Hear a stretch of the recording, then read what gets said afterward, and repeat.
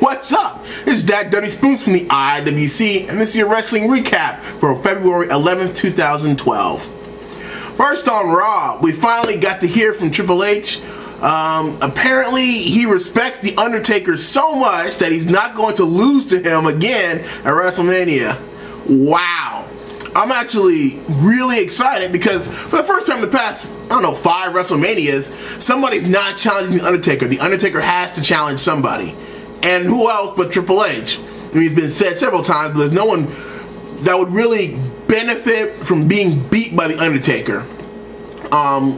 None of the guys have been brought to that kind of level, and that's on WWE. They haven't, I mean, they are trying to build stars for the future, but the fact of the matter is, this WrestleMania is being built on basically stars from the Attitude Era. I mean, you've got Jericho, Triple H, Undertaker, and The Rock are the big marquee talents, and all of them came from the late 90s, early 2000s. And that's just real. I mean, Daniel Bryan Daniels, they're not even considering him. Hey, that's not even, I mean, that's a top match. It should be a top match. I mean, but Daniel Bryan's been on top since December, and they haven't even positioned him as a strong champion. They've really positioned him as a very weak heel champion. Not that there's anything wrong with that. I'm just saying that if he tried to, you know, say, Undertaker, I want you at WrestleMania, we would laugh him out of the building. And that's on WWE. I think this is probably the last time they're really going to be able to get away with this next year. I either see Triple H and Undertaker fighting to either a draw or Triple H loses and Undertaker retires. Unless WWE really gets behind somebody and pushes them 8-10 months going into WrestleMania season, the only other person I can think of that Undertaker could possibly face the next WrestleMania would be, if he's still strong and healthy, John Cena. That's it. Everyone else he's beaten. Heck, he's even beaten Triple H 2 other times and is not really talking about it. But I would like to note that good job. I mean, I don't know if this was on purpose or not, but if you think about it, this WWE set this match up, Triple H and Undertaker, last year when Undertaker had to be carted out of the ring and Triple H walked out. So if you think about it, they've actually been building these 2 matches, this and the Rock Cena match, for about a year. So good job with them. I mean, this match hasn't had the attention that the Rock John Cena match has, but I'm just as excited to see Undertaker get back in the ring and take on Hunter. But again, that's just me. The other interesting thing that happened on Raw, I guess the second most interesting thing happened on Raw, was we had a 6-pack challenge, and we've got CM Punk and, well, first of all, CM Punk and Y2J had a little exchange. Well, Y2J talked and CM Punk showed off his new t-shirt, and it's obvious WWE that the universe, everyone not in the IWC, not quite get that Jericho had to come back as a heel. And so Jericho had to do some real heel stuff to get some heel heat. I mean, more so, not confusing the audience by not talking, but really do some heelish stuff, like take a few of CM Punk's little gimmicks after their 6-pack, their big 6-pack match at the end of Raw. He had the WWE Championship over his belt. He was sitting Indian style in the middle of the ring. And I gotta say, like I said, this is what I've been waiting for. These 2 guys going at it physically and on the mic. And I just tell you that I like where this is going. Again, I like CM Punk. I like Y2J. If it's for the title, that'd be great. I would love to see them fight, because then, you know, there's some real, who really is the best in the world, you know, gusto behind that kind of match. They're both in the chamber match, and well, we now know that Y2J is last, and we don't know where CM Punk's going to be, so it's very well possible that CM Punk and Y2J might have a one-on-one encounter to close out the Elimination Chamber, and one of those guys is going to win the title, and one of those guys is going to be facing the other for the title.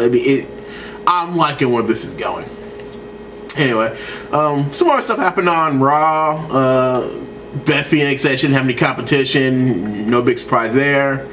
Daniel Bryan Danielson walked out in this match with the Big Show because AJ got scared. And then he got on the mic and I like what they're doing, but at the same time, it's so funny because he keeps pushing this vegan. I'm a vegan. I don't eat meat. I don't eat cheese. You know, unfortunately, I don't necessarily consider that being a vegan by itself is not a bad thing. I don't care if you eat meat. Hell, that's more for me. I like the way that WWE approaches alternative lifestyles. Like, you know, like people with alternative lifestyles have to push that on everybody else, on the masses, and that has been WWE's MO with any kind of alternative lifestyle. And I just think that that's just hilarious. Get that. Anyway, that was pretty much Raw. Impact had their second show from London, and I honestly, I just can't wait until their pay-per-view audience is worse than their London crowd. I mean, it was amazing to see a bunch of people cheering when they're supposed to cheer, paying attention to the match, reacting to the action in the ring, you know, like wrestling fans do. Not like the idiots in the Impact. The Knockouts match left me with much to be desired, and Sting got back in the ring, which was kind of awesome. I mean, reports came out that he hurt himself, which, you know, might suggest that you don't do that too often, but hey, they're on the road. They had to fill that place, and having Hogan show up and Sting wrestle, that did it, and I was very excited because it made Impact look like a real wrestling company, and that's what I like. It looked like, at least it had that look of a real wrestling company. The action was pretty blah, blah, blah, blah, blah. I mean, they had to feature some of their European talent, so we saw Douglas Williams, and we saw Brutus Magnus and Magnus and Joe. Of course, Magnus was the cheered, and that was kind of cool. So that was a little weird, but when we get back to the stakes, I'm pretty sure we're going to be like, okay, everybody boo Magnus and Joe and cheer Matt Morgan and Crimson.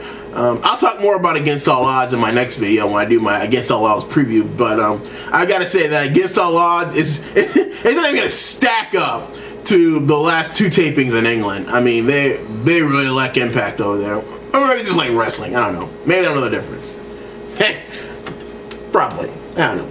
Not to say that the people in England don't know the difference, but I'll say they were really excited to have Impact live in London, and I guess. I don't know if I'd have that same reaction if they were live in my hometown, but who knows. Then there was SmackDown, and I thought SmackDown was very weak. I mean, SmackDown has been really good, but lately they've really been booking it strange. I mean, there was a lot of talking on this SmackDown. There was a lot of Daniel Bryan Danielson. There was a lot of Big Show. As a matter of fact, the best part, to me, the best part was the opening segment when we had, who came out? Sheamus came out and talked about his win, about how not knowing who he's going to face. Then Wade Barrett came out, and he was saying, oh, you better pick the WWE Championship because I'm going to leave the chamber as champion. And then Cody Rhodes came out and told him they were both idiots and that he was going to be the first Intercontinental and World Heavyweight Champion, which was kind of cool because, you know, with the classic belt. Then the Big Show came out and said, all you guys shut up, and it turned into a big Pier 6 brawl, and it turned into the typical SmackDown tag match where the heels, Cody Rhodes and Wade Barrett, fought against the faces of the Big Show and Sheamus. And of course, you know, Sheamus being on the road to WrestleMania, he was booked to win, and he won. He looked really good. I mean, but that match was probably the best match of the night. I was very entertained by it. And it just goes to show you that if you put two people together who aren't morons, I mean, you could have a very good tag team match. WWE tag team division needs to get a revamp, and I think that there are some guys that can put in tag teams, you know, after Mania or before Mania if you want to have a tag team match at Mania. But I still want a Money in the Bank ladder match, so I'm willing to forego the tag team title match for a Money in the Bank ladder match at WrestleMania. But that's just me. Anyway, quick update. I did shoot episode 2 of Mid-Card for Life with my buddy at Boona713, and that is up on YouTube. I'll put a link in the description. Please rate, comment, subscribe to my channel. And that's pretty much everything I've got for you today. This is That Dirty Spoons from the IWC, signing off.